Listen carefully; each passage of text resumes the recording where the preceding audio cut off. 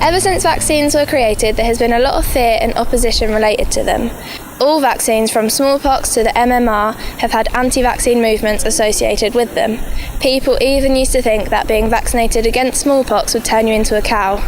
To find out whether there is any truth behind the belief that vaccines are bad for you, we're going to answer some questions like: what are vaccines and how do they work? What do the public think about them? Are some of the components in vaccines dangerous? And can vaccines cause autism? We asked 100 people some questions about vaccines, and here is what they answered. Do you understand how vaccines work? Have an idea, but no. No, I really don't. More or less. I know up to a point in that sort of some use attenuated versions of the pathogen. To support our research, we made a survey to test public perception and knowledge on vaccines. Out of the 63 people surveyed, only 51% could give an accurate description of how a vaccine works. 8% had not received all the vaccinations recommended by the NHS, 10% had suffered a vaccine-preventable disease, and 2 of the 63 people said that they were against vaccines, both of them stating fears that vaccines can cause autism. So what exactly are vaccines and how do they work? To answer this question, we first need to take a look at our body's immune system and understand how it works to fight off invaders, which we call pathogens. Our immune system is divided into 2 parts: innate immunity and adaptive immunity. Innate immunity is our frontline defences, such as our skin, which blocks invaders, or our tear ducts, which use tears to flush invaders out. Another of our frontline defences are our white blood cells, which engulf, destroy, and then spit out any pathogens or anything foreign to the immune system that they come across. This process is called phagocytosis. The second part of our immune system is made up of cells which phagocytose specific pathogens. These cells have distinctive receptors on their surface that recognise only one type of pathogen, and this recognition triggers the release of millions of antibodies. Antibodies are specialised tags which bind to pathogens and make them easy, obvious targets to other parts of the immune system, such as white blood cells. The cells of our adaptive immune system are clever because they can remember pathogens so that if we get infected again, the memory cells trigger a rapid immune response. This is how we don't get sick from the same bug twice. So coming back to vaccines, what actually are they? Vaccines are weakened, inactive, or fragmented pathogens. By being vaccinated and exposing ourselves to non-harmful forms of the pathogens, our immune system is triggered to produce specific antibodies and memory cells. This protects us when we encounter the real-life version of the pathogen, because our bodies already have the cells to be able to recognise and quickly kill it.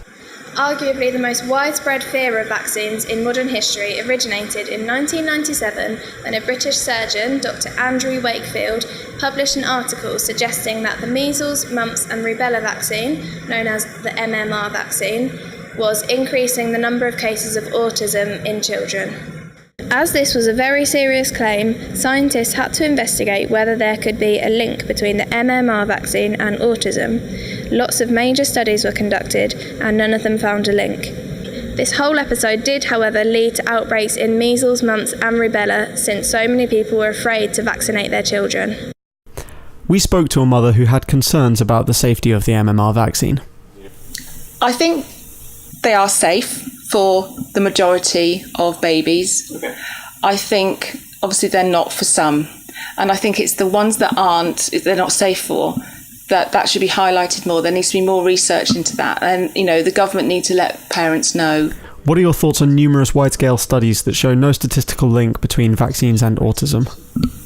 Well, I don't know anything about that that you're telling me about. I'd be interested to read that whole report, and I do know that obviously genetically I know children that have developed autism that haven't had the MMR.